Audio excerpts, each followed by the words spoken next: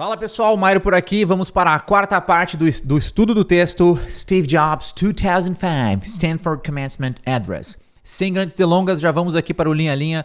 Hoje temos várias linhas para estudar. Então, deixa eu aumentar a fonte aqui e vamos lá. Primeira frase do texto de hoje vai começar dizendo Let me give you one example. Deixe-me dar a vocês um exemplo. Não tem mistério, deixa eu dar um exemplo para vocês. Né? Você vê que em inglês é Let me give you. Deixe-me dar a vocês, né? You pode ser você ou vocês, depende do contexto. Let me give you one example, um exemplo. E aí ele vai dizer o seguinte, como sempre quebrando a frase aqui. Reed College, at that time. Então, a Universidade de Reed, naquela época, tá? At that time, naquela época, offered perhaps the best calligraphy instruction in the country. Então, a gente tem aqui, oferecia, perhaps, é uma palavra bem legal, tá? Ela tem o mesmo sentido de maybe, que é talvez, né? Então, perhaps, não é per, é per. Perhaps. Perhaps ou maybe, ambas querem dizer talvez. Aqui a gente pode traduzir como possivelmente, né? Offered, perhaps, oferecia possivelmente, ou tal. Na realidade, aqui na tradução que a gente fez, até talvez. Mas tanto faz, né? O importante é entender o sentido. Offered, perhaps, oferecia talvez, oferecia possivelmente the best calligraphy instruction, as melhores instruções de caligrafia.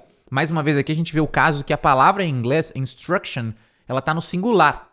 Então você pensa, a melhor instrução de caligrafia? Sim, mas em geral, se a gente falasse isso em português, nós diríamos as melhores instruções, ou até dá para traduzir como as melhores aulas de caligrafia. Porque é isso que ele quer dizer, que lá você podia ser instruído em caligrafia, tinha aulas, tinha algum curso, não vai saber exatamente, deve ser aula, né? Então, Reed College, at that time, offered perhaps the best calligraphy instruction.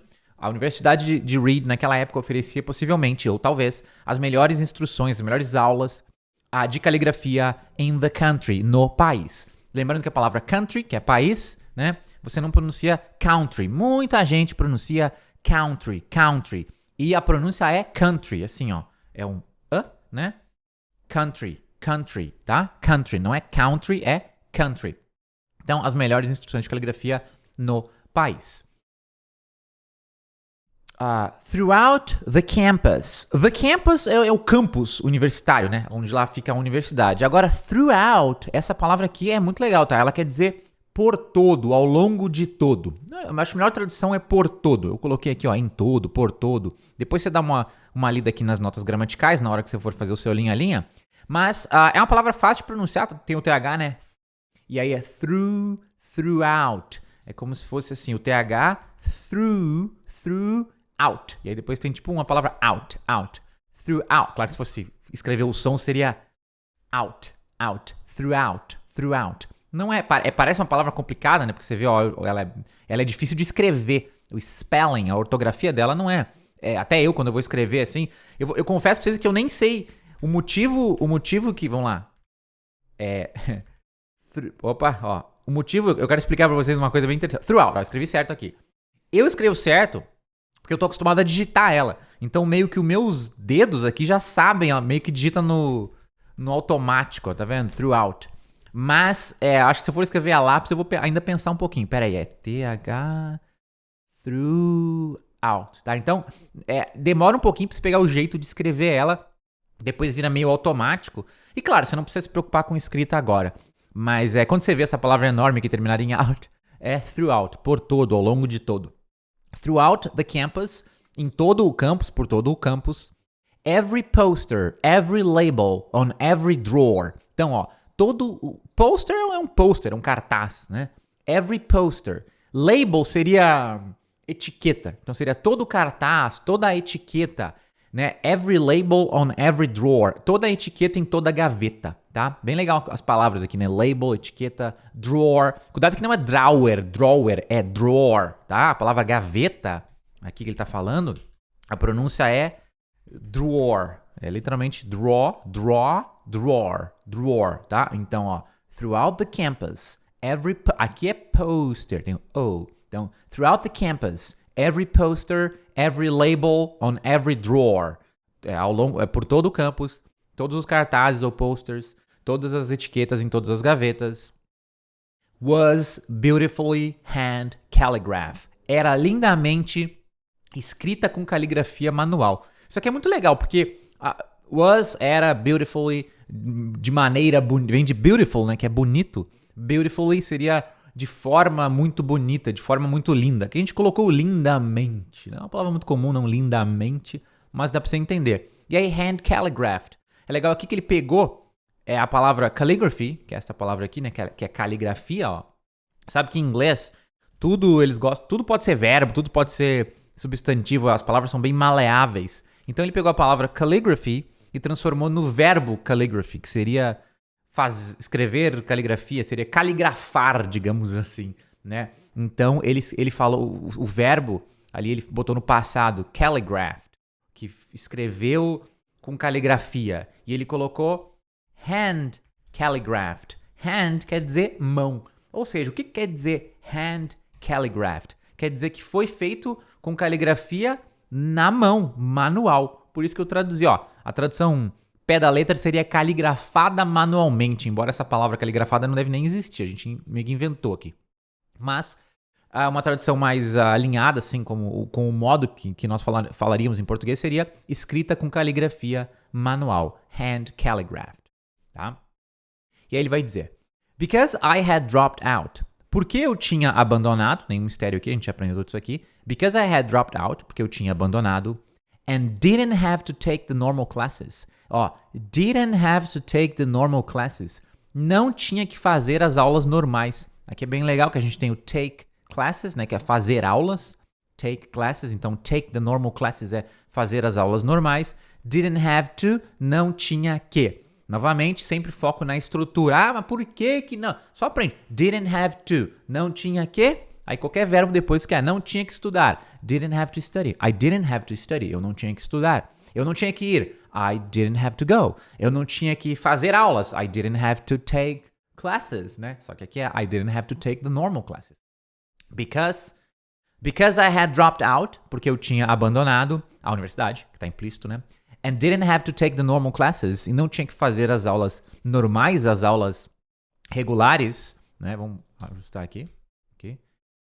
I decided to take a calligraphy class to learn how to do this. Então, ó, eu decidi fazer uma aula de caligrafia. I decided to take a calligraphy class to learn how to do this. Para aprender como fazer isso. Novamente aqui, tá? Aos pouquinhos, conforme você vai evoluindo nos estudos, cada vez mais você tem que ir prestando atenção nas estruturas, que nem eu expliquei aqui. Didn't have to, não tem que. Aqui, ó, I decided to. Quando você assimila isso aqui, e você vai assimilar principalmente através do listening, tá? Muito mais que através do Anki. É no listening onde você assimila, tá? Quando você realmente escuta e começa a entender. I decided to go. Eu decidi ir. I decided to study. Eu decidi estudar. I decided to learn. Eu decidi aprender. I decided to take a calligraphy class. Eu decidi fazer uma aula de caligrafia. Então você sabe que a estrutura, eu decidi não sei o que, é I decided to. Eu até recebi uma pergunta esses dias, mas por que tem o to? Ué, porque tem. Porque é assim que eles falam. Porque quando em inglês falar eu decidi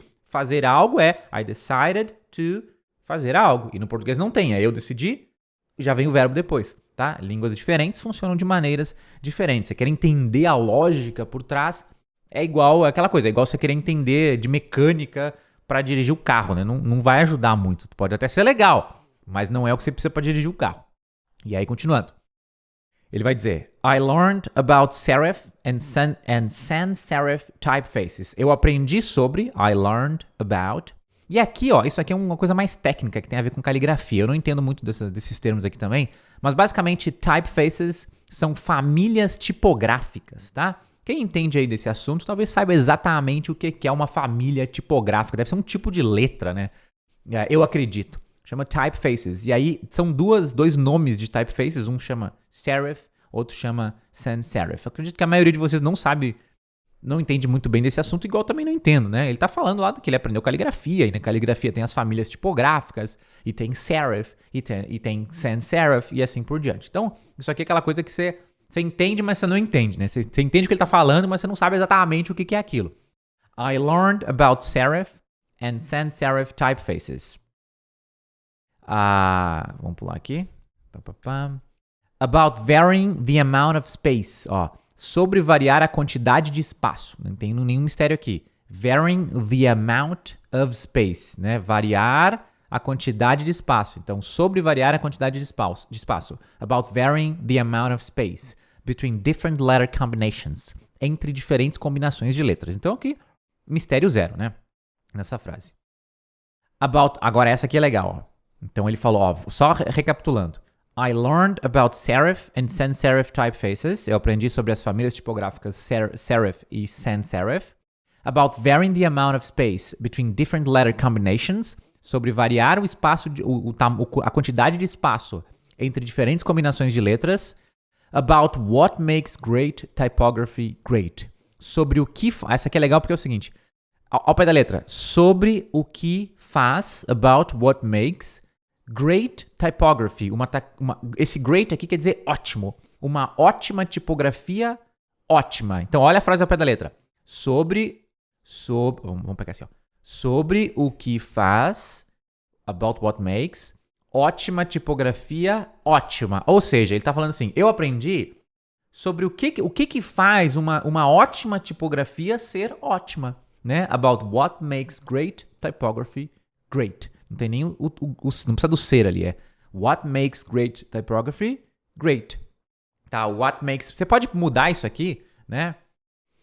Por exemplo, o que faz ele ser ótimo, incrível? Great é ótimo, incrível, né? Se você quiser saber, o que faz ele ser incrível, né? What makes him great, né? O que faz ele incrível, né? Tipo assim, você está se questionando. What makes him great, né? Ou o que faz aquele computador incrível? What makes that computer... Tô falando umas coisas aleatórias aqui, né? That computer great. É a mesma coisa, tá falando. O que faz aquele computador incrível? E aqui ele falou, o que faz uma ótima caligrafia ser ótima, né? What makes great Eu nem sei escrever caligrafia direito, né? Não é caligrafia, é typography. What makes great typography great, né? What makes great typography great? O que faz uma ótima tipografia ótima, ser ótima, entendido? E aí ele diz, it was beautiful, historical, artistically subtle. Era lindo, né? Histórico, artisticamente sutil, tá? Artistically quer dizer artisticamente e subtle quer dizer sutil. Detalhe na pronúncia de subtle não é subtle, né? É subtle, subtle. Então esta palavrinha aqui quer dizer sutil.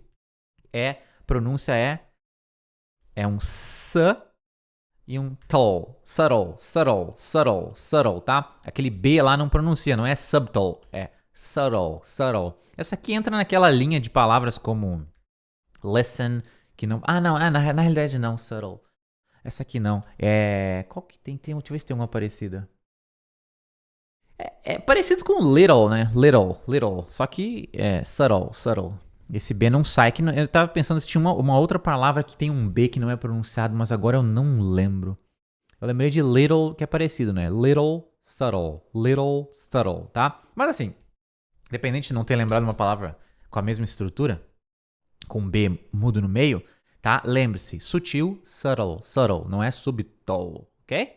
Subtle. Então ele fala, ó, it was beautiful, historical, artistically subtle, in a way that science can't capture. De uma maneira que, in a way that, a ciência não consegue capturar. Science can't capture.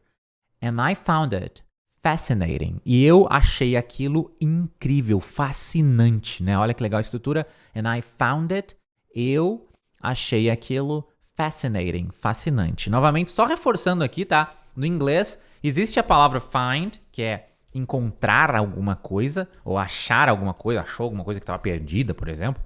O passado de find é found. E eles usam também o verbo encontrar, achar, com o sentido de você pensar alguma coisa, né? A gente fala, eu acho isso legal. Você pensar, o verbo achar, não é... O que você quer dizer é, eu penso que isso é legal, eu tenho opinião que isso é legal, mas a gente usa o verbo achar, que é que nem, achei as minhas chaves que eu perdi. Então, esse uso do verbo achar, a gente não fala encontrar, né? Eu encontrei isso interessante, não. Mas o verbo achar, que tem sentido de encontrar, também no português é usado com o sentido de você ter uma opinião sobre alguma coisa. E no inglês também. Então ele falou ali, ó. Ele usou no passado, né? O verbo find, né? Que seria encontrar ou achar. Ele falou, I found, eu achei it, eu achei isso que ele estava falando. I found it fascinating, né? Então, eu achei isso fascinante, né? Achei isso fascinante. I found it fascinating, tá? O verbo é achar, né? Agora, se eu falar assim, I found my keys, eu tô falando, eu encontrei as minhas chaves. Perdeu a chave do carro, sei lá, ou a chave da casa, encontrei as minhas chaves. Então, eles, igual no português, o verbo achar pode ser encontrar alguma coisa ou ter uma opinião sobre alguma coisa. And I found it fascinating. E aí ele vai dizer, none of this had even a hope. None of this quer dizer nada disso. None of this had even a hope. Tinha mesmo uma esperança. Então, ó, none of this, nada disso, tinha mesmo uma esperança, hope, esperança, had even a hope, tinha mesmo uma esperança of any practical application in my life, de qualquer aplicação prática na minha vida. Frase sem mistério nenhum, bem direto ao ponto. But 10 years later, mas 10 anos depois, 10 years later, mas 10 anos depois, aqui ó, when we were designing the first Macintosh computer, aqui tem um verbo interessante, ó. Quando nós estávamos, when we were, essa é uma boa frase para você praticar um pouquinho da sua dicção aqui. When we were, quando nós estávamos designing, tá? Design é o verbo design, tá? Cadê o nosso bloco de notas? Perdi. Aqui, tá? Design, o verbo design, no português existe, né? Design, o design daquela casa é muito legal, o design desse escritório é muito legal. Tem design, mas tem o verbo em inglês design. Design é você... dá para traduzir como fazer, como criar, como projetar. É literalmente você projetar, você fazer algo de uma determinada maneira, com um determinado design, tá? Isso projetar seria um dos verbos uma das traduções mais comuns, tá? Então aqui, ó, ele falou, 10 years later, 10 anos depois, when we were designing the first Macintosh computer, quando nós estávamos fazendo o design, projetando, criando o primeiro computador Macintosh, que é o nome do Mac, né? A gente fala Mac, mas o computador chama Macintosh, que é o computador da Apple. Quando a gente estava... Você entendeu? O designing, tá fazendo o projeto, tá criando, tá vendo como é que vai ficar. Isso é designing, tá? Então, quando nós estávamos fazendo o projeto é uma tradução boa também. Quando nós estávamos fazendo o... Eu vou mudar. Essa tradução eu nunca... Fazendo o projeto, né? Essa tradução é bem boa. Fazendo o projeto. Porque no designing você ainda não está fazendo realmente a parada, você está projetando. Mas agora, eu nunca tinha pensado nessa tradução, né? Eu sempre traduzi como projetar, mas fazendo o projeto acho que é mais... Fazendo o projeto, projetando, é bem interessante. Então, quando nós estávamos fazendo o projeto do primeiro Macintosh, when we were designing the first Macintosh computer, it all came back to me. Literalmente, isso tudo voltou a mim. It all, isso tudo, came back, retornou, né? Passado de come, came, então, e aí, come é vir, come back é vir de volta, retornar. Então, came back. It all came back to me. And we designed it all into the Mac. Ó, e nós projetamos isso tudo, ó. E nós projetamos isso tudo, and we designed it all, e nós projetamos isso tudo into the Mac. Lembra que into dá a ideia de entrar em alguma coisa, de fora para dentro, né? Então, into the Mac. Então, eles projetaram, eles colocaram tudo aquilo lá no Mac. And we designed it all into the Mac. E aí ele vai terminar dizendo, it was the first computer. Foi o primeiro computador with beautiful typography. Com uma linda tipografia. Então, o que ele está dizendo aqui? Que ele fez o curso de caligrafia, né? Ele fez aquele curso de caligrafia e 10 anos depois que ele fez o curso, quando eles fizeram lá o projeto do Macintosh, do computador, porque ele tinha feito o curso de caligrafia, caraca, aquelas coisas que eu aprendi lá no passado, eu posso colocar agora no projeto do computador, e aí o computador teve as letrinhas. Tá vendo essas letrinhas aqui que a gente tem, ó? Eu vou aproveitar. Aqui, ó, a gente tem, né, essa fonte que eu tô usando é a fonte Lato, né, Lato. Isso aqui é uma fonte, mas eu posso mudar aqui, ó, se eu pegar aqui, ó. Opa, se eu pegar, vamos aumentar a letra, só para contextualizar, ó, botar uma letra gigante. Não, essa letra tá muito grande. Se eu pegar aqui e mudar a fonte, ó, para calibre, ó, mudou a fonte. Se eu mudar a fonte para Times, né, regular, ó, mudou a fonte. Então isso aqui são as diferentes fontes que vêm da caligrafia. E ele foi a primeira pessoa que colocou isso no computador. Eu acho que antes o computador era tudo uma letra só. Não tinha diferentes fontes. Você escolhia se ia ser Times, se ia ser Roboto, se ia ser Lato. Você não escolhia Ubuntu, que eu gosto bastante. Você não escolhia, não tinha isso aí, pelo menos pelo que ele conta, né? Então o Macintosh foi o primeiro computador que teve essas fontes porque ele fez o curso de caligrafia, porque ele abandonou a universidade. Então tudo tem uma ligação, tá? Pessoal, esse foi o texto de hoje, né? Depois o PDF de vocês não vai ficar zoado assim não, com a fonte maior, tá? Vai ficar certinho. Essa foi a aula de hoje, espero que você tenha gostado. Agora é com você. Estude o textinho, linha por linha. Leia aqui as notas gramaticais, tá? Você pode fazer isso baixando o PDF, você pode fazer isso aqui embaixo do vídeo, tem a nossa seção de estudo linha a linha, dentro dessas tecnologias do portal que você pode usar. Estude direitinho, linha por linha, depois faça o listening, coloque na sua playlist e, claro, mantenha firme e forte aí a sua mineração de sentenças, ok? Então, um grande abraço, bons estudos e a gente se vê nas próximas aulas. Até mais.